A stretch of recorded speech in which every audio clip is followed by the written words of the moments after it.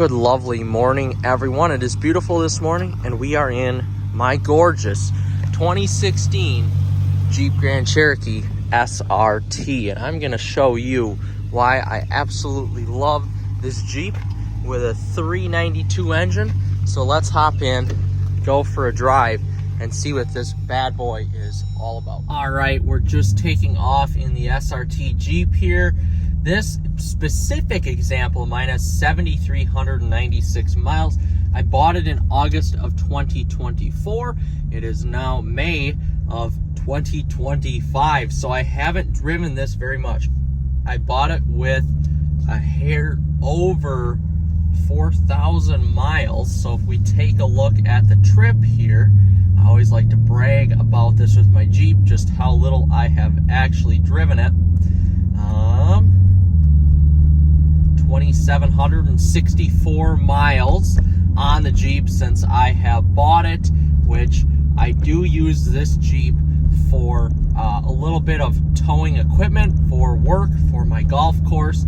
And essentially here I had a beautiful Ram truck before this, but I wanted something a little bit more engaging to drive, and since I didn't really need the truck too much except for towing, and most of my towing was under the 7,200 pound mark of the Jeep Grand Cherokee, I figured I would buy one of these SRT Jeeps in very good condition and own it.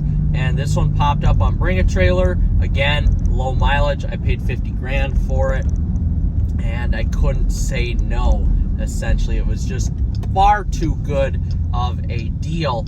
And specifically, this Jeep Grand Cherokee in 2016 was an SRT Night Edition. So that made this Jeep even that much more rare than any other Jeep SRT on the road, because they didn't make very many SRT Night Editions for the Jeep.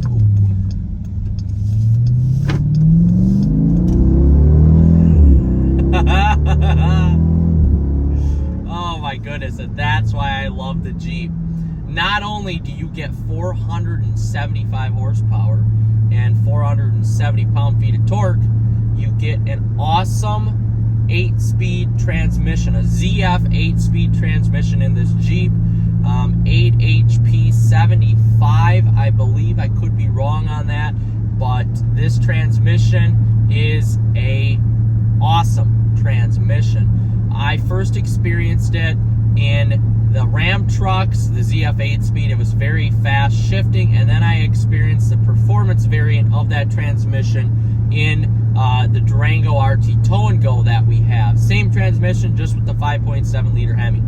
It was fantastic. I instantly fell in love.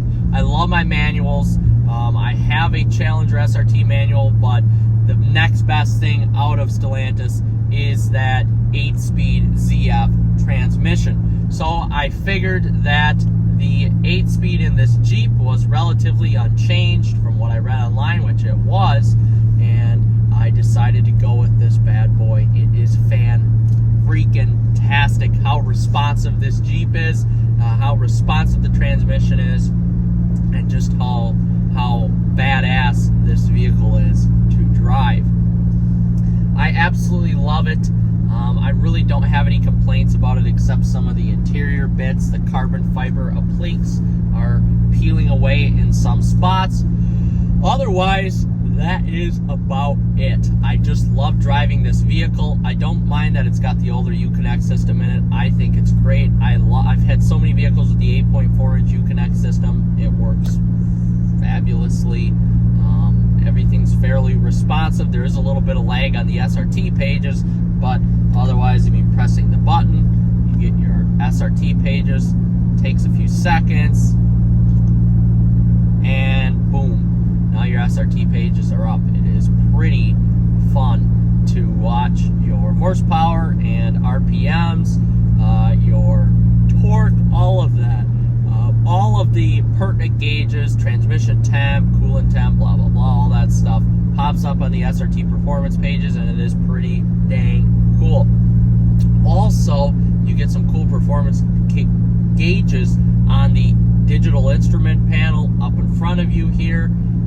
0 to 60, 0 to 100, quarter mile times, etc., etc. Now, one thing about this Jeep that I just love is the ride quality with these Bilstein adjustable dampers. And honestly, I kind of knew what I was getting into with the Durango RT Tone Go that we have, because the suspension setup is exactly the same with auto, sport, track, and tow and snow modes. So you get the same torque split as you do with that Tone Go, along with the suspension setup in auto. It's pretty comfortable. And then, of course, when you go into sport and track, it stiffens up the ride, it stiffens up the steering, and it makes the throttle response a little bit better, along with shifting harder, actually, too, more aggressive shifts. But this is, a really good car for its time. It is still relevant today. Like I said, the SRT Night Edition in this color. There's about in black. There was other colors available, but this was about one of 300 for the model year 2016 in the SRT Night Edition. So that makes it even that much more special to me. I'm definitely not letting go of this truck, and hopefully when I upgrade to a TRX, I'm still able to keep this SRT Jeep, because it just has such low mileage, and it is going to continue to have such low mileage because I never drive the vehicle, which is pretty sweet. And when I do, it's always a treat to drive, because of everything I stated earlier. I mean, even the steering wheel is like brand new in here. It is just unbelievable. And I do have to say, these second generation SRT steering wheels are the best steering wheels on the market, in my opinion. I've sat in a lot of Mercedes-Benz, which I love their steering wheels, but I don't think they compare to, well, they are close, but they just aren't quite there like these SRT steering wheels in this second generation of SRT products. I also should know that this Jeep does have a $5,000 included option of the Laguna leather package. So the seats are Laguna leather, which they are some of the nicer seats I've sat in. Not the best, but some of the nicer seats. The side bolstering is okay, and the hip bolstering is okay, although it's not as good as those first generation SRT seats that you see in the Challenger, 300, Charger, and Magnum. There could be more side bolstering and thigh support, along with the hip support as well. But overall, it's really comfortable. It adds some nicer touches in the interior. Some of these side pieces, along with the dash, are all soft touch leather, actual real leather, according to the description, and that just adds some nicer touches as well. Some of the touch points are a little bit nicer than the regular Jeep. Although, excuse me, is it worth the extra $5,000? I don't know. I've never sat in a Jeep with the normal interior, but I don't mind Alcantara myself. If I were to sit on that, I know that's what the normal Jeep SRT got. The SRT Night Editions all included this Laguna leather as standard, and I like that a lot. I think it's very nice, and I would definitely buy it again. We'll just put it that way. Second row room is okay, and trunk space is okay as well. Again, they lengthened the vehicle for the WL generation of Grand Cherokee, which we also have a Jeep Grand Cherokee 4xe, and it is very nice as well, but it just doesn't pack that 6.4 liter Hemi V8 punch that this one does. The speed is absolutely incredible with this Jeep. I mean, find me an SUV that could go 164 miles an hour, I think, is the top speed of this Jeep, or 170 maybe, unrestricted, for under, $50,000 or under. Everything else is governed if it's from the EU to 155. This is really just a kick-ass machine, and I'm very happy to be able to own it. It drives so well for such a large vehicle. It truly does. I enjoy the driving dynamics of this Jeep because of the little bit of camber on the front, and the sharp steering response more than my Challenger SRT. I think it rides better, I think it distributes the weight better, and I think it loads up on the corners better than the Challenger, especially in sport or track mode, because you aren't dealing with a 60-40 weight distribution here. So for that, I absolutely just love this Jeep SRT.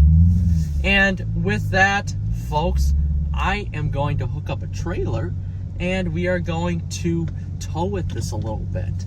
And that's what makes a Jeep just so much better than a lot of the competition, is you get 7,200 pounds. And if that isn't enough for you, you can get a Durango and tow 8,700 pounds. It really is pretty kick-ass in my opinion. So we're gonna hook up this awesome trailer from Big Tex. It's a 2,000 pound trailer that can tow up to or can hold up to 5,000 pounds, 7,000 pounds total, and we're gonna get her going. All right, now we've got the trailer hooked up here, and this trailer weighs about 2,000 pounds, so it's not overly heavy by any means, but it's my equipment hauler trailer and I absolutely love it.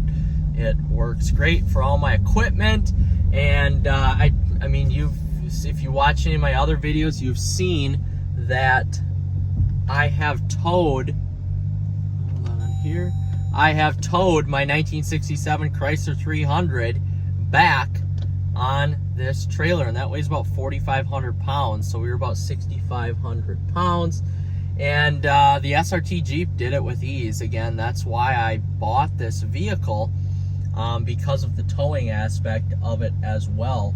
This really tows exceptionally well, and you would think for, well, a mid-size SUV, you would have the issue of the tail wagging the dog with the trailer, but in all honesty, that doesn't happen. And while this doesn't have a trailer brake controller on it, you can easily get, like what I did, a Kurt Echo Bluetooth wireless trailer controller that connects to the phone. So like I have it set up right now.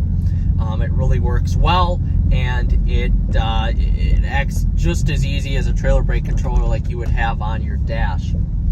But overall, I mean, I've towed a lot of heavy equipment with this Jeep already, and this is just a tow pig. Like I did with my 67 300, you could strap your Dodge Challenger or your Charger onto this and tow it to the drag strip or to the track with your Jeep with ease. And that's part of the reason why this vehicle was developed, because again, if you look at the high performance vehicles of the world, the GLE AMGs, the GLS, the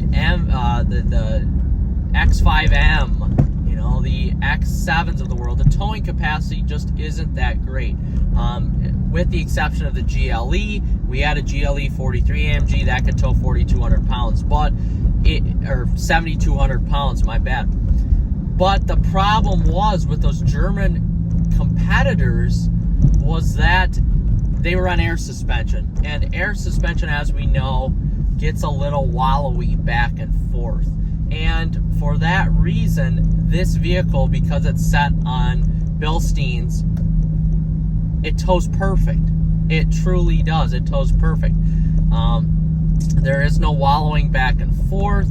It gets the job done to where you need it to essentially just be neutral with its towing, I guess. While there is a little bit of squat, if you stiffen up the suspension, it is basically unnoticeable. And honestly, guys, with this Jeep, because it's not a truck, I have this with a waist-safe hitch. It has the trailer weight built into the actual hitch, which is awesome. So I know if I'm towing 5,000 pounds or 4,000 pounds on the trailer, I should have 10% of that weight on the hitch. And along with that, it's a 6-inch drop hitch. So I can configure this setup any way possible, basically, to get the correct towing conditions for the Jeep, which is important when you're towing, this Jeep weighs 5,400 pounds or whatever, and it's important to have your weight set up on this correctly, because A, it's not a truck, and B, it's not like a Expedition or a Wagoneer or something like that that's, you know, body on frame and is built off of a truck chassis. So, and I do that with the Durango too. Even though that can tow up to 40 or 8,700 pounds, I still do that with the Durango as well when I tow with it. But this tows with ease because of the fact it's got the 6.4 Hemi.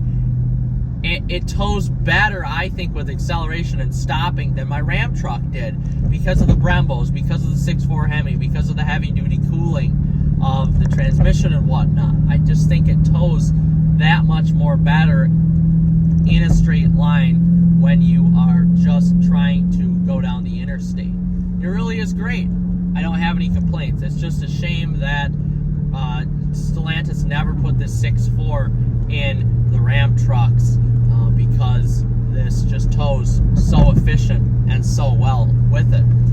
Most of my towing MPG have been honestly about the same as my Ram truck, 9 to 11 miles per gallon, and that is with a substantial amount more horsepower and torque with this Jeep. Now, on heavier loads, I do have to admit the tail does wag the dog a little bit, but it's not as bad as what you would think with a shorter wheelbase SUV like this Jeep. So with that being said, guys, I absolutely love my Jeep SRT. I'm so glad I bought it. I made the right decision. If you're ever looking to get rid of your truck and you use it for moderate use like I do, I put stuff in the bed all the time, but if you have a trailer like this, or if you just have a utility trailer, if you're going to Menards, if you're going to Lowe's or whatever, pick up some patio bricks or whatnot, then take a look at the Jeep SRT. As long as you have a trailer, you can do everything you did with a truck. And that's where I was at with it. So, with that being said, guys, I'm going to leave you at that. If you want more Mopar content, specifically Jeep SRT content, like and subscribe, and we will see you